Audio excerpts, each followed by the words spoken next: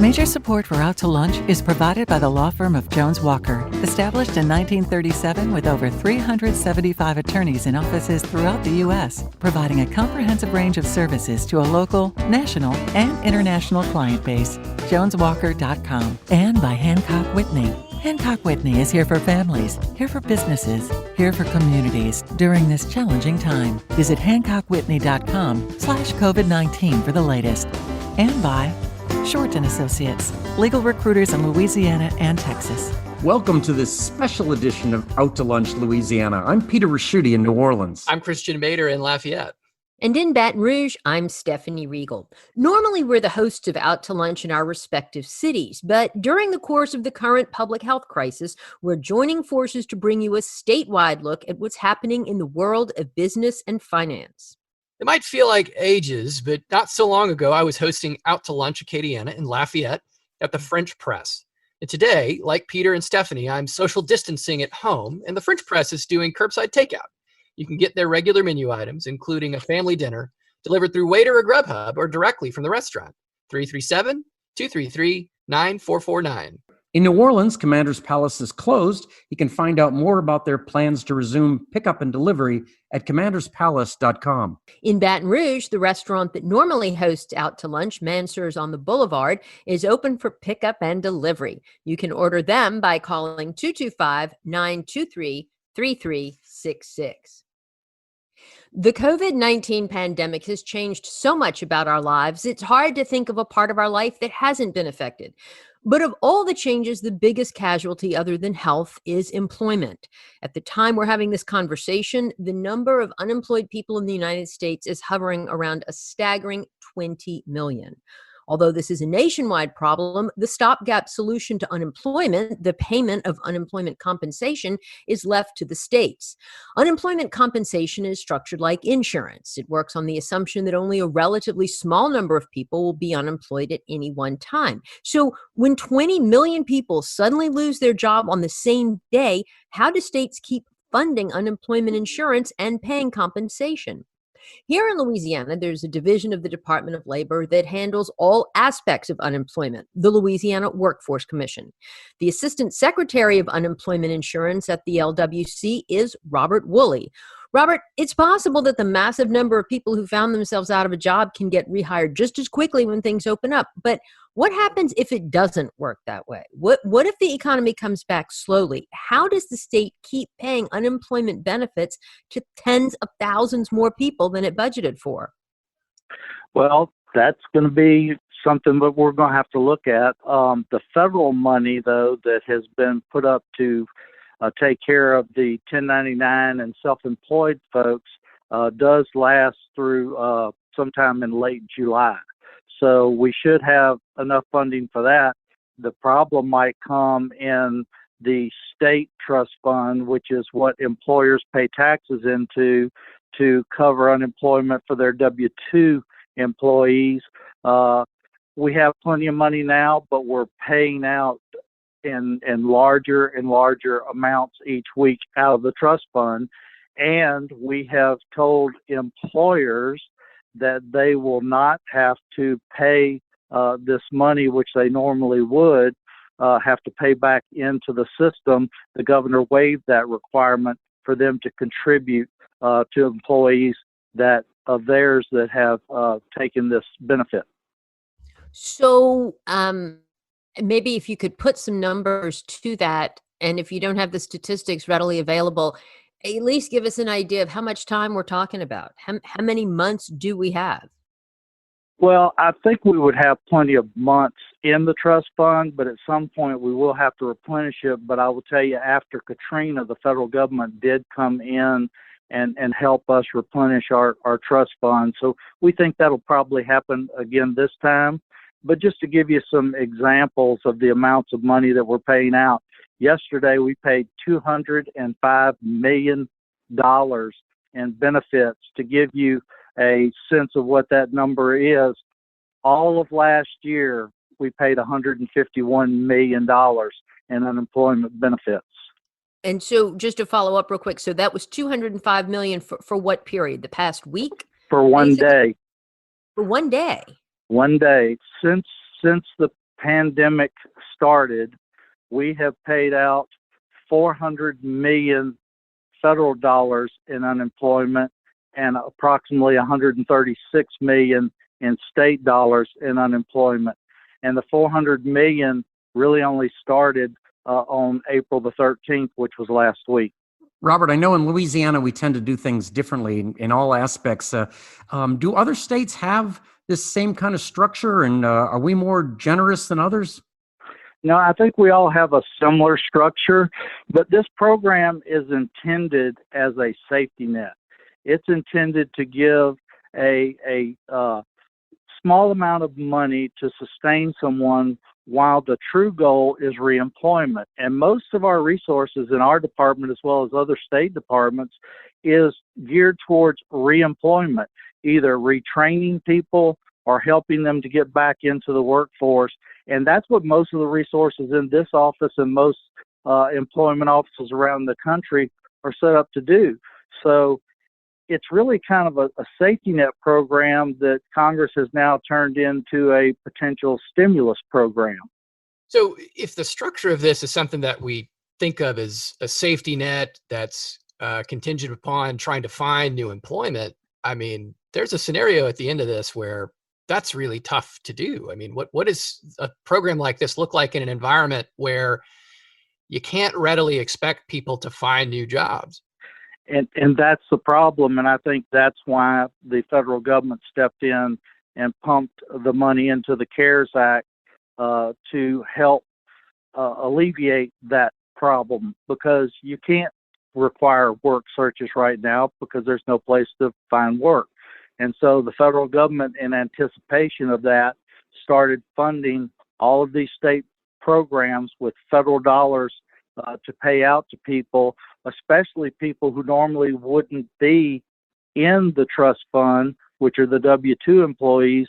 It includes now the people who are self-employed and 1099, which is basically most of our hospitality industry and our restaurant industry. Those were some of the first people that were casualties of this and that are having to seek benefits, but yet they weren't really eligible for these benefits until last week. Robert, I mean, I think the longer this goes on and you talk about more federal aid perhaps coming to the rescue, it seems to me inevitable that you're going to start to see more political divisions, as they craft these aid packages or solutions, or as our legislature looks to go back in. I know they're already talking about wanting to cut business taxes, and yet that's some of the same money that's needed to fund these government programs that we're all relying on. I mean, I can just see where this would get a lot worse before it gets better. The political system here. I mean, what do you think are the viable solutions, for sort of walking that fine line between keeping people, in a sustainable situation without, bankrupting the system or, I don't know. How does this all play out? Well, as we've seen in the past, unfortunately, here in Louisiana, we've had a lot of unprecedented disasters, starting with Katrina and then the 2016 flood. And what we find out is disasters and the need to pull together sometimes take care of those political differences. As we've seen in Washington, which is about as politically as divisive as I've ever seen in my lifetime, they came together because they needed to help people and realized that the entire economy and the recovery of the economy is going to depend on the solutions that they craft today. And I think that's going to filter down into Louisiana, because we saw it with our state legislature after Katrina. We saw it with our state legislature after the 2016 flood. So I think sometimes when you have these disasters, it dissolves some of the political discord that you normally see. Well, let's certainly hope you are right about that. Thank you so much for joining us today. Robert Woolley is the Assistant Secretary of Unemployment Insurance at the Louisiana Workforce Commission. Robert, it's been great visiting with you. Thanks for joining us on Out to Lunch Louisiana. Stay safe out there. Thank you very much, and y'all stay safe too. Thank you. You're listening to a special edition of Out to Lunch Louisiana with Stephanie Riegel in Baton Rouge, Peter Raschuti in New Orleans, and I'm Christian Mader here in Lafayette. Just a few weeks ago, the idea that we'd all stop our lives on the same day and be stuck in our homes might have seemed like the plot of a dystopian series you'd see on Netflix. But now that's really happening. It's giving us an unimagined opportunity, self-reflection. And when things start back up, do you want to jump back into the same life you were living? That's sort of the question. Or could you use this period of suspended animation to reassess and make some changes? These are questions Dr. Stephen Barnes is asking, except he's asking them about the entire state of Louisiana.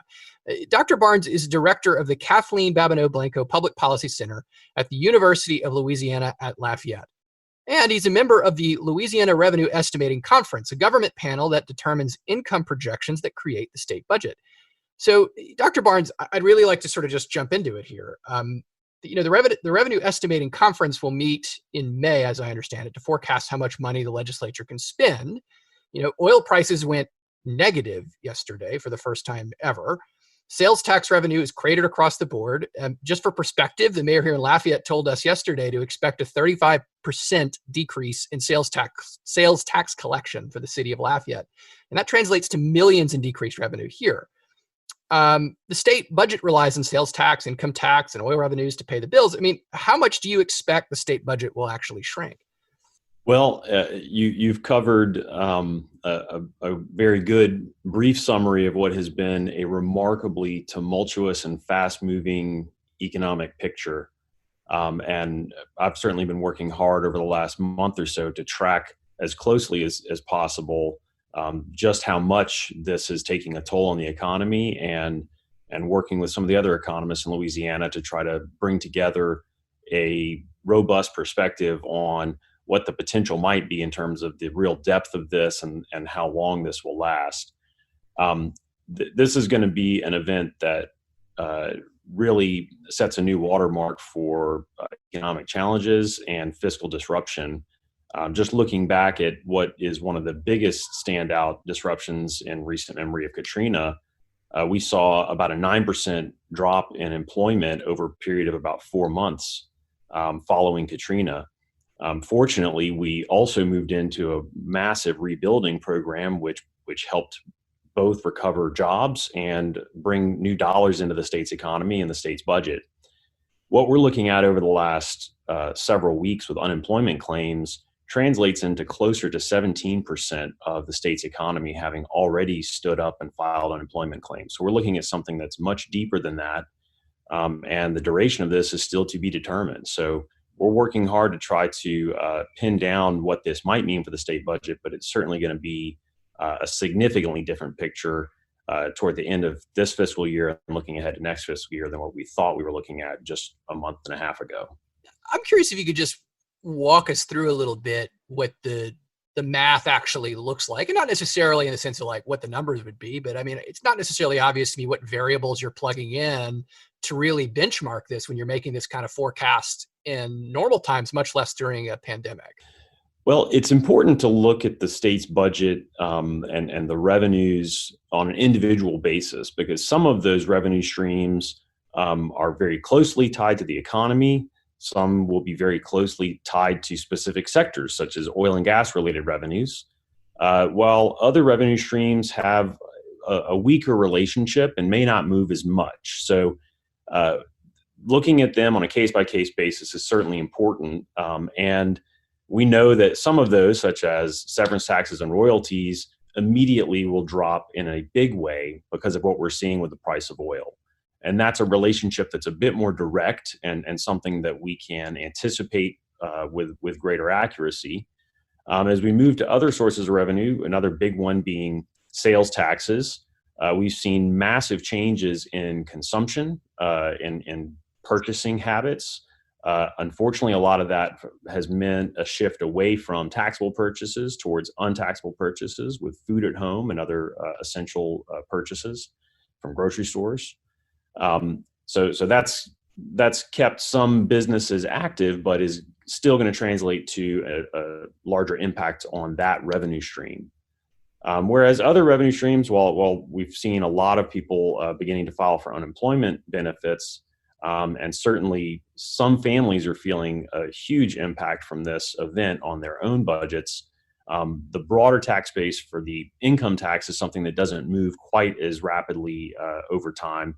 And so it's important to look at those carefully, and that's something we're still very much in the thick of that. And the two economists that really crunch the numbers for the REC, Greg Albrecht and Manfred Dix, I know have been working very hard on that, and will continue to try to bring in the latest data points that we can on where we think the economy is and where it's headed, to bring that together for that next REC meeting. Stephen, this is Peter Raschuti. I sat on the City of New Orleans Revenue Estimating Committee for over 20 years, but your job is so much more difficult. It's not only a larger area and a lot of different variables, but we didn't have oil prices to deal with. What I remember back years ago was that they said that every dollar change in the price of oil translated to, was it $13 million to the budget? Is that still about what the number is? That's a reasonable approximation. I think that's a number that's certainly been going down over time. And as we look back over a period of decades, we've seen a very dramatic shift in the state's reliance on oil and gas revenues. Now, that industry continues to be an incredibly important economic driver for the state. So even outside of severance taxes, royalties, and other oil and gas revenues, what's happening in the oil and gas industry is certainly going to take its toll more broadly on the economy, and that will ripple through to affect sales taxes, income taxes, and many of those other revenue streams as well. But that does continue to be a really significant part of the state budget. But as I mentioned earlier, something that I think the economists that are really crunching the numbers for the REC have a fairly good handle on. So I think we'll at least have, it'll be bad news for the state budget, but I think we'll have a reasonably good picture of what that might mean for the next year. Stephen, do we hedge our oil position? In other words, kind of lock in prices for a portion of it? From a state budget standpoint, there are some provisions that'll relate to kind of set determined prices, but some of those revenues are drawn based on the actual transaction prices. So it varies depending on those revenue streams. And certainly the degree to which that has changed now is going to lead to direct impacts on those revenue streams. And the other thing that's happening is this is a big enough swing in the oil market that we're going to see significant changes in behavior among those businesses. So the other important variable that goes into that is the quantity of oil and gas produced. And that's something now that we can expect to see changing in a meaningful way, given just how radically the market environment has changed for those businesses. Stephen, I know reading, national publications, you're hearing about city and state governments already talking about furloughing public sector employees and layoffs. I was asking Commissioner of Administration Jay Darden about that the other day, and he said because we were most of the way through the fiscal 2020 year, and we had been in good shape for most of that year, that wasn't a likelihood at this point, but that, next year it might be.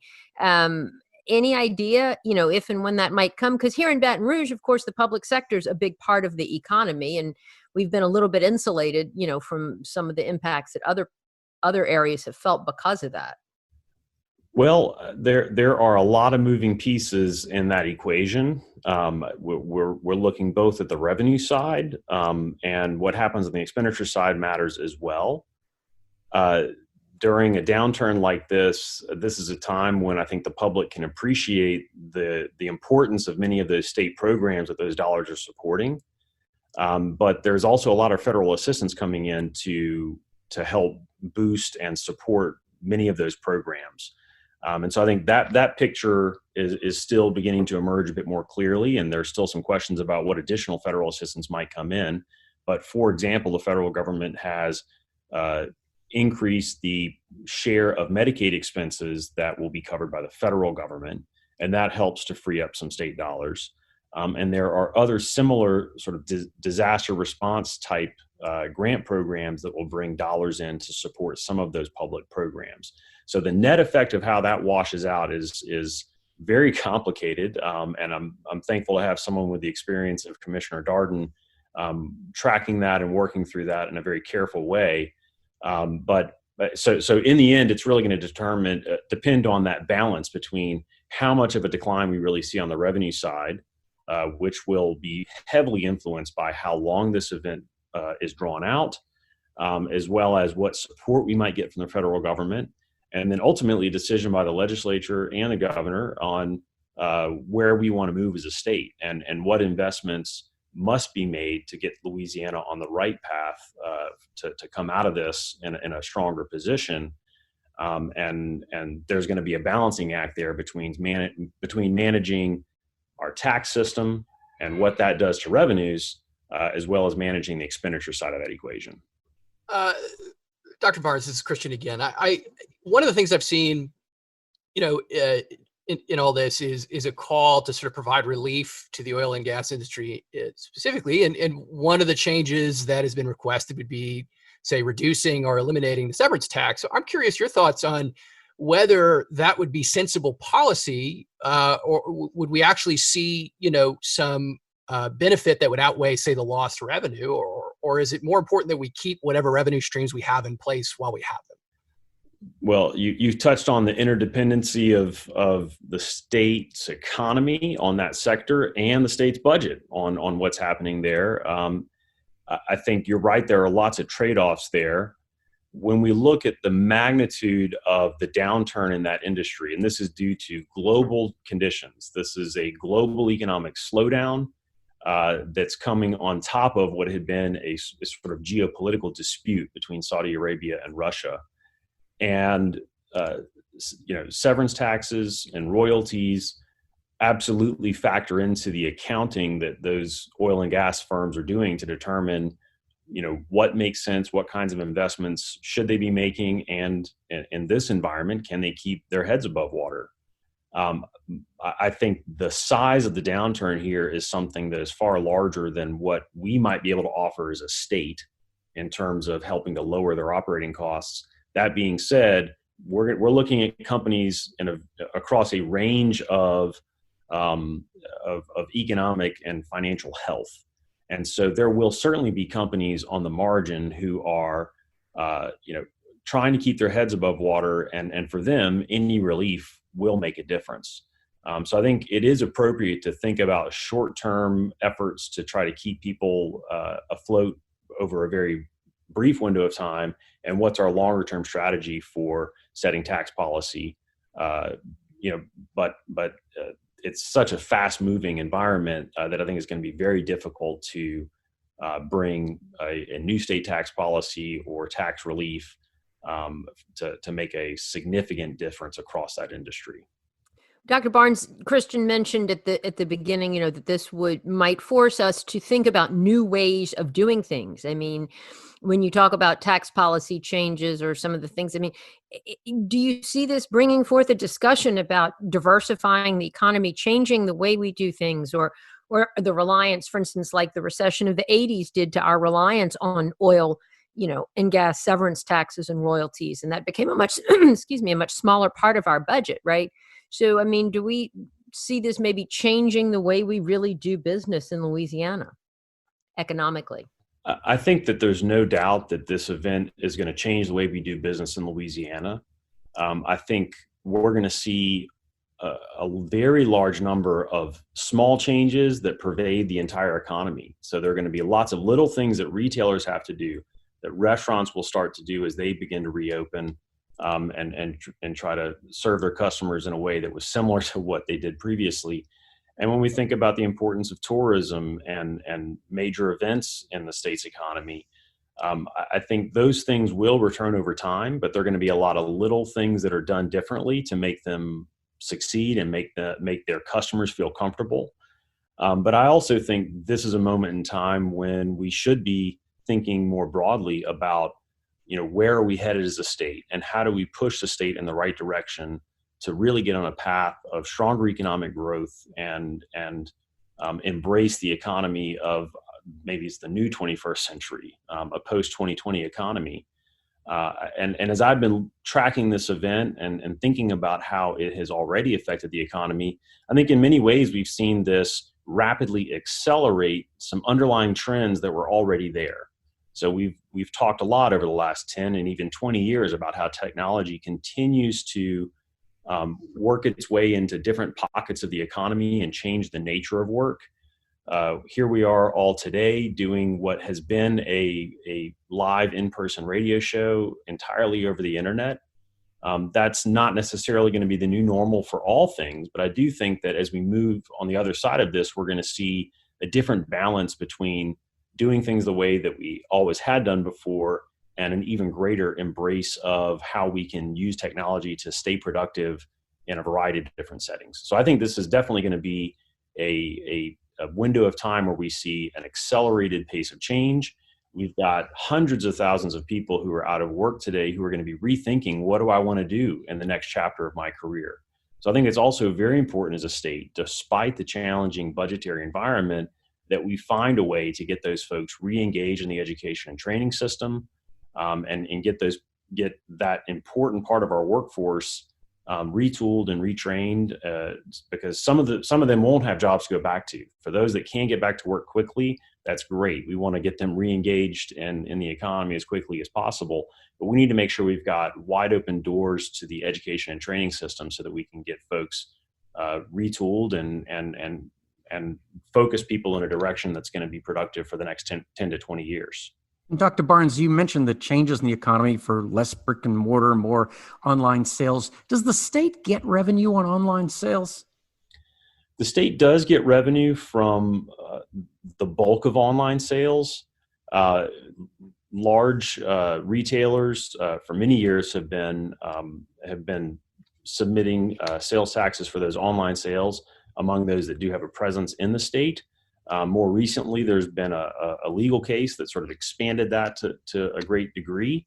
I think there still is some kind of cleaning up that Louisiana can do in our tax code to make sure that we're doing that in a way that is more comprehensive, because that will continue to be an important and growing part of the retail sales environment. So there's a little housekeeping there that we need to do, and again, that's one thing to add to the list that of issues that need to be dealt with right now, as we see this as a challenging time, but also as a moment of opportunity to rethink how we're doing things and make sure that we're doing things as well as possible.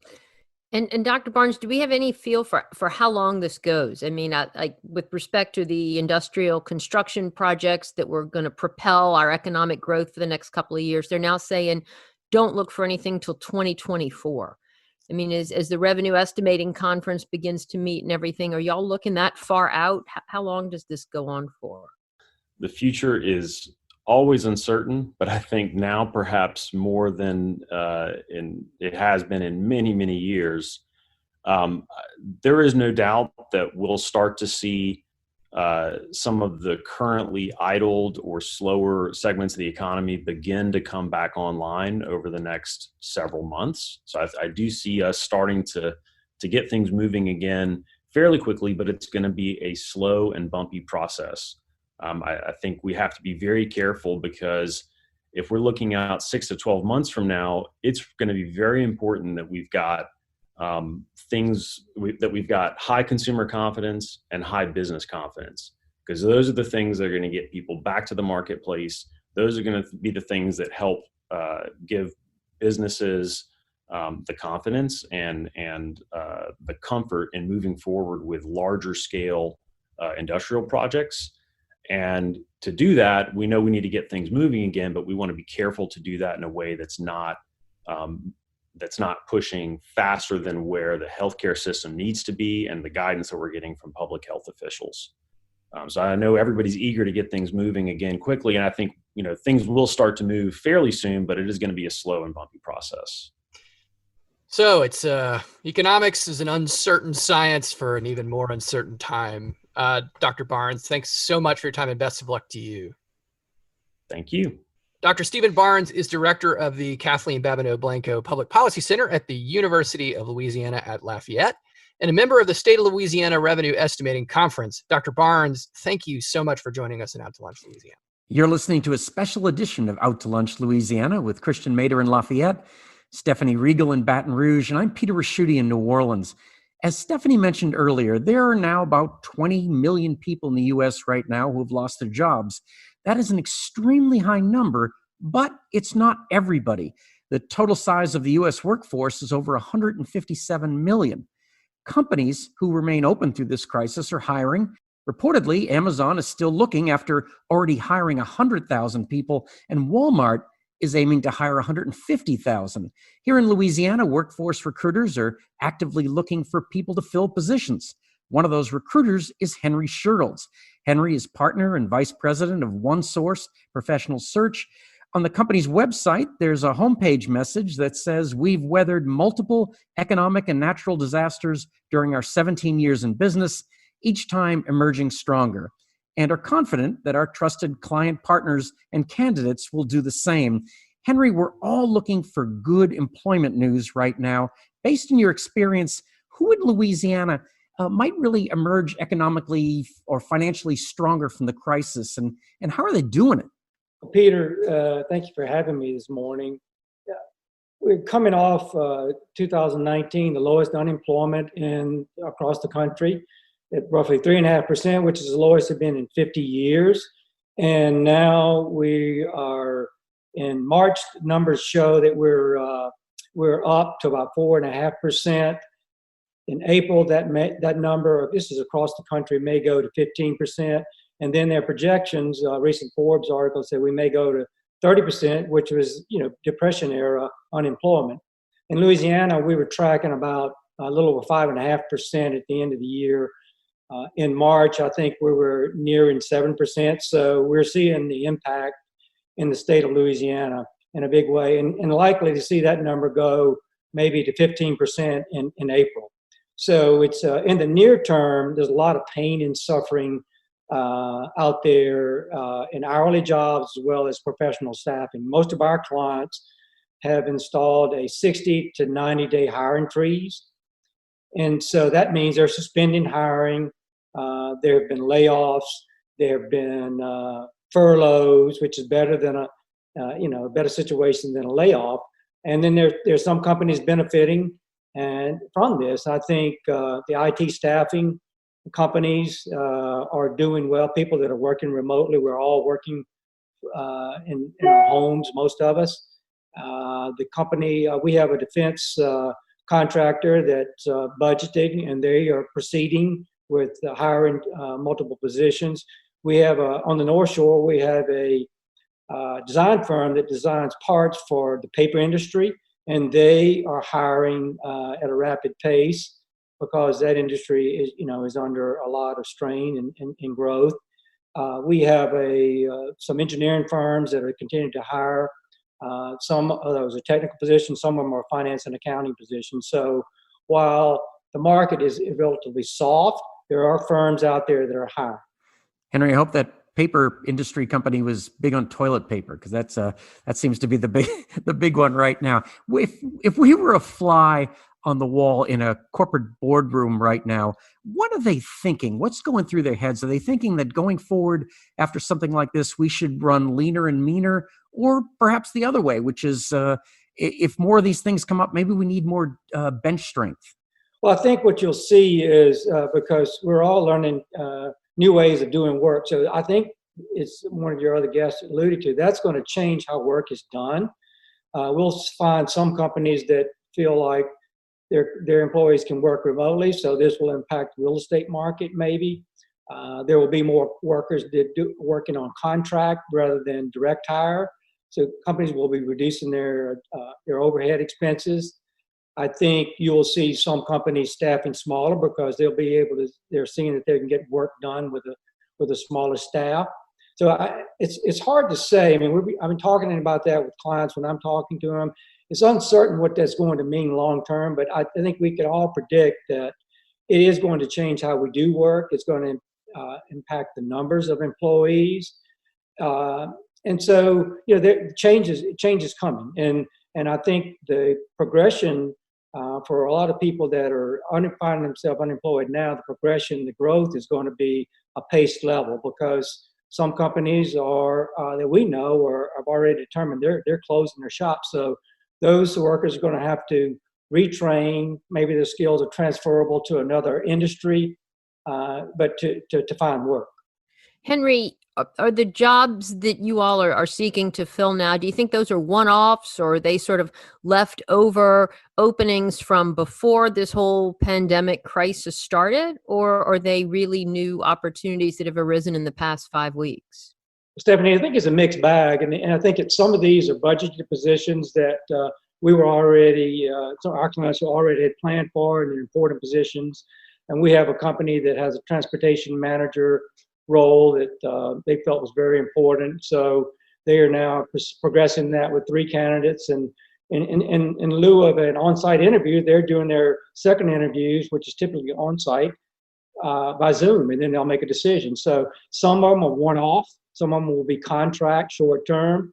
Some of these will be new positions, new opportunities that are created. It was, I'm thinking back to post-Katrina when my partner and I were working and things were in turmoil, mainly here in the Southeast, but it dislocated a lot of workers. And I think you're going to see that as well in this time. And so a lot of companies were backfilling positions because people had moved, relocated for different reasons. So I think we're optimistic that there will be really good jobs out there. It may take some time for certain workers. We do a lot of work in the energy space, both the downstream business, the midstream, and the upstream. And as Dr. Barnes mentioned earlier, that business has taken a double whammy, not only from the geopolitical, which has been resolved to some degree. However, we're in a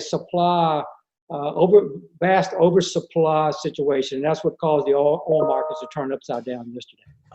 This is Christian. One thing I've been curious about, right, is I think before this pandemic, the big boogeyman in the workforce was automation. The idea that we were going to get pushed out of our jobs by technology, and it does strike me that this scenario might accelerate that. I mean, is that something that you think is likely to happen, or is there, or is that risk kind of overblown? Well, I think that will continue in some ways, particularly the manufacturing industry. We have seen that at automation, that some roles were eliminated, but other roles were created. So it's caused a workforce training issue too, because in some communities, the workforce can't support some of the companies that are manufacturing and moving into the robotics industry. So I think there's a lot of dynamics there. I think, but I don't see a sea change in that area. To be honest, I think that there will be a continuation of jobs created because of that, and there will also be some eliminated. So probably balancing out in the long run.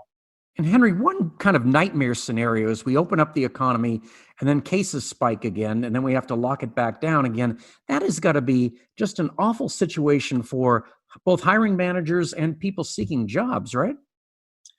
Absolutely. I mean, that would be the worst case scenario. And I think there's a lot of uncertainty around the coronavirus, and there's no vaccine, there's no proven medication, a lot of things in testing, more people, a lot of things going on there. But if this continues, I think it's going to change socially how we interact with people. And I think that's going to have an impact on the workplace. If this continues, it's going to be devastating for a lot of families, particularly those who didn't really plan for a long-term outage of work. And a lot of people are dependent upon a check every week, and those jobs have gone away for the short term. So it's just going to be very, very painful. And the $2.2 trillion CARES Act has been some relief for people, I think, in the near term, because there's some provisions in there for those who are unemployed.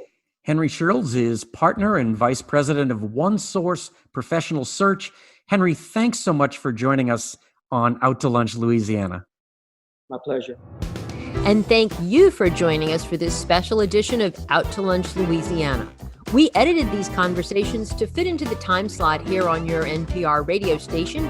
You can hear longer versions of these conversations wherever you normally get your Out to Lunch podcast. If you're not an Out to Lunch podcast subscriber, search for Out to Lunch Baton Rouge, or Out to Lunch Acadiana on your podcast app. The producer of our show is Grant Morris. Our technical director is Eric Merle. Photos from this show on our website and social media are taken by Jill LaFleur. I'm Stephanie Riegel in Baton Rouge. I'm Peter Raschuti in New Orleans. And I'm Christian Mader in Lafayette. We'll see you back here next week for more Out to Lunch Louisiana. Till then, if you work in an essential industry and are still reporting for duty, thank you. And remember to take care of yourself. If you're not going to work, please stay home and stay safe. Major support for Out to Lunch is provided by the law firm of Jones Walker, established in 1937 with over 375 attorneys in offices throughout the U.S., providing a comprehensive range of services to a local, national, and international client base. JonesWalker.com. And by Hancock Whitney. Hancock Whitney is here for families, here for businesses, here for communities during this challenging time. Visit HancockWhitney.com/COVID-19 for the latest. And by Short & Associates, legal recruiters in Louisiana and Texas. Mitchell Foreman wrote and performs all the music on Out to Lunch. You can hear Mitchell's music anywhere great jazz is sold or streamed, and at mitchellforeman.com.